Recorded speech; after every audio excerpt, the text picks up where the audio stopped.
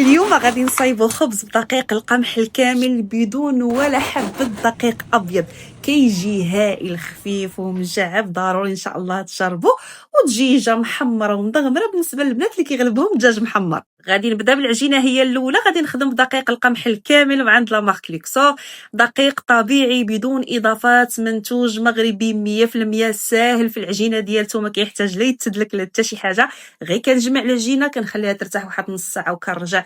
شوفوا كتعطيني الطوع، واحد ليلاستيسيتي غني بالالياف والبروتينات، شي حاجه هائله. كنخليه يخمر.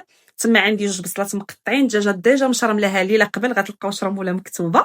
صافي ملي كتقرب طيب غادي نزيد لها واحد نص كاس خليط ما بين زيت الزيتون وزيت المائده. ملي كطيب كنهزها ندهنها بالزبيده وندخلها تحمر، وكنخلي داك المريقه تنشف وتغمر ليا، ومن بعد كنزيد لها الزويتنات. وصافي هاد الدجيجه ديالتنا واجده. كنرجع العجينه ما شاء الله، شوفوا لي لاستيسيتي ديالتها. هاد الدقيق هذا ساهل بزاف في خدمته. صافي غير كتعجنيه وتخليه واو، فهمتوا، حادق كيدلك راسو براسو. المهم بالخبيزات، شي دوزتو في الزراره، شي دوزتو في النخاله. خليهم يخمروا، وملي كيخمروا كنشعل الفران على اقصى درجه، كنرشهم بالماء وندخلهم يطيبوا. صافي راه دغيا كيتحمر، كيجي هائل. شوفوا لي الخبز من داخل كيفاش داير، راه ما يمكنش، مجعب ولذيذ، داك النسمه ديال الخبز د القمح. وهادشي اللي كاين بالصحه والراحه.